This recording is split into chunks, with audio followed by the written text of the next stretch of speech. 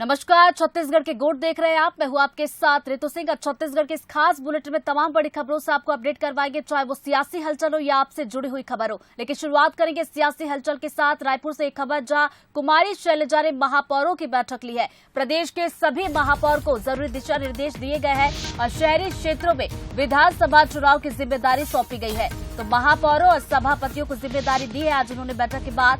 2023-24 के चुनाव में बड़ी भूमिका निभानी है, उन्होंने ये कहा है। तो कुमारी शैलजा जो कि छत्तीसगढ़ के दौरे पर है, आज दूसरा दिन है। पहले दिन हमने देखा मंत्रियों के साथ उन्होंने 1-to-1 चर्चा की थी और आज महापौरों और सभापतियों के साथ उनकी बैठक थी और बैठक के बाद शहरी क्षेत्रों में विधानसभा चुनाव की जिम्मेदारी उन्होंने सौंपी है और 2023-24 को लेकर किस तरीके से तैयारी करनी है, इसको लेकर रणनीति बनाई है। हर क्षेत्र के लिए कार्य हो रहा है, चाहे ग्रामीण क्षेत्र है चाहे शहरी क्षेत्र है। इस बात को भी आप मानेंगे कि जब गांव संपन्न होता है और हमारा जो गरीब से गरीब आदमी, उसको हम ऊपर उठाते हैं गरीबी से, और किसान संपन्न होता है तो उसकी परचेसिंग पावर बढ़ती है। जो हमारा पिरामिड है उसका बेस तो हमारा आम नागरिक है ना, चाहे वो ग्रामीण, और क्योंकि ग्रामीण क्षेत्र में ज्यादा लोग बसते हैं, अगर वो संपन्न होंगे, वो खुशहाल होंगे तो हमारी अर्थव्यवस्था अपने आप उसके साथ जुड़ी होती है। देखिए, आज जो बैठक हुई है, इस बैठक को लेकर सीएम भूपेश बघेल ने भी बयान दिया है। कहा कि इस बैठक में चुनावी रणनीति पर चर्चा हुई है, संगठन और राजनीतिक विषयों पर भी बातचीत हुई है। साथ ही साथ उन्होंने ये भी कहा कि अपने विभागों के संबंध में मंत्रियों ने जानकारी भी साझा की। क्या कुछ कहा है, सुनवाते हैं।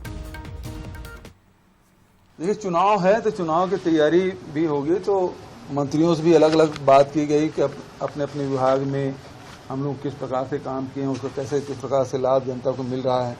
तो ये सब बातें हैं।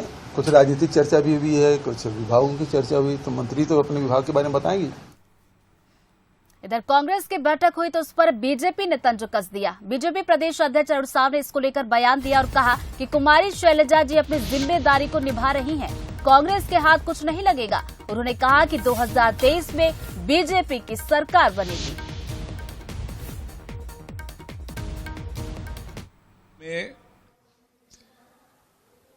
कांग्रेस की सरकार ने हर वर्ग को ठगने और धोखा देने का काम किया है और जिस प्रकार से 4.5 साल ये सरकार चली है,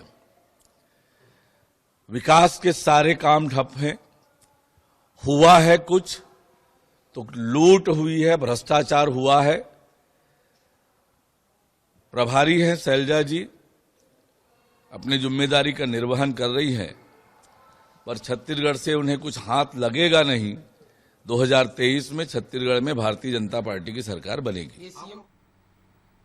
तो ये देखिए, बीजेपी प्रदेश अध्यक्ष अरुण साव का आप सुन रहे थे। उन्होंने कहा कि कुमारी शैलजा जी अपनी जिम्मेदारी यहां पर निभा रही है, जो बैठकें उनकी तरफ से ली जा रही है। और साथ ही साथ देखिए, बीजेपी की तरफ से दावा करते हुए नजर आ रहे हैं कि 2023 में बीजेपी की सरकार आएगी। हालांकि देखिए, जब चुनाव होंगे उसके बाद परिणाम होंगे, तब ये तस्वीर साफ होगी कि किसकी सरकार आती है। क्योंकि चुनाव के पहले तो देखिए तैयारियां जोर शोर से चलती है, अपनी अपनी पार्टियों की तरफ से दावे यहां पर किए जाते हैं। तो अरुण साव ने भी ये कहा है कि भाई 2023 में बीजेपी की सरकार बनेगी।